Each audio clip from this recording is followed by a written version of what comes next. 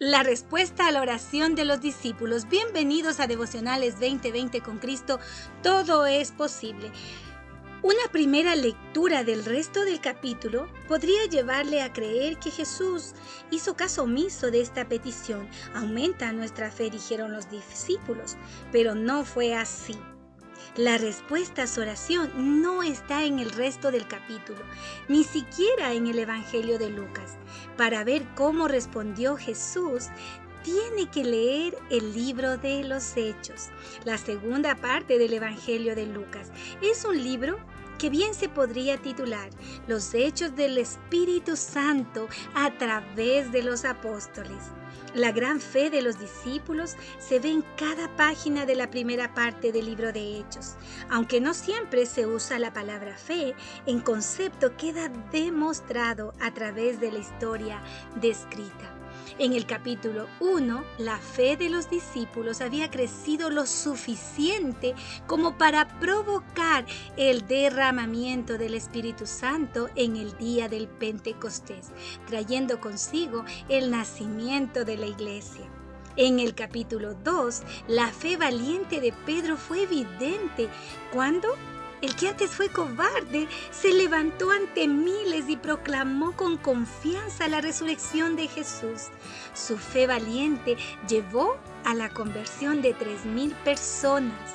En el capítulo 3, la fuerte fe de Pedro y Juan llevó a la sanidad milagrosa del hombre cojo. Pedro lo explicó de esta manera, escrito en Hechos 3:16. Por la fe en el nombre de Jesús, Él ha restablecido a este hombre a quien ustedes ven y conocen. Esta fe que viene por medio de Jesús lo ha sanado por completo, como les consta a ustedes, dijo Pedro.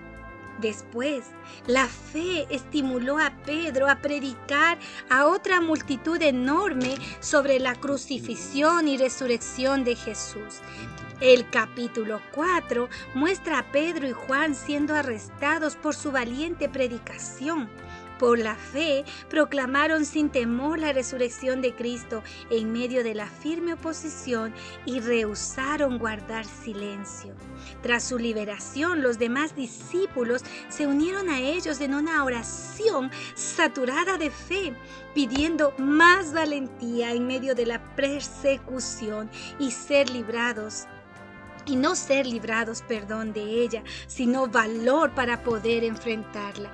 En el capítulo 5 es el relato dramático de Ananías y Zafira, los cuales fueron expuestos por Pedro por mentir al Espíritu Santo y las consecuencias de tal acto.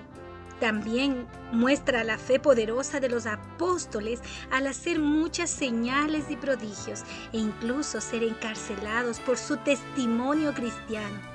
Después fueron puestos en libertad por un ángel y salieron caminando para que más tarde los volviera a llevar ante las autoridades. Su fe atrevida les llevó a ser golpeados, pero también sacudió a los líderes judíos hasta el punto de que los dejaron ir. El capítulo 6 comienza con la fe que produce sabiduría. Cuando vemos a los apóstoles desarrollando un plan y seleccionando a personas para lograr una pesadilla logística, seleccionaron a sus ayudantes en el ministerio en base a su fe, escrito en Hechos 6:5. El capítulo 6 y 7 nos cuentan cómo uno de los discípulos, Esteban, un hombre lleno de gracia y el poder del Dios, estaba sobre él, escrito en Hechos 6:8. Había sido desafiado grandemente por la fe contagiosa de los apóstoles a predicar a Jesús con tanta valentía que incluso lo mataron, convirtiéndose en el primer mártir cristiano. Mañana seguiremos viendo más cosas impresionantes de lo que el Espíritu Santo hizo a través de los apóstoles.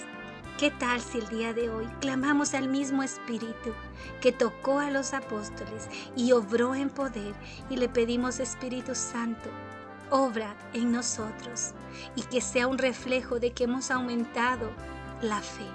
Que Dios te bendiga.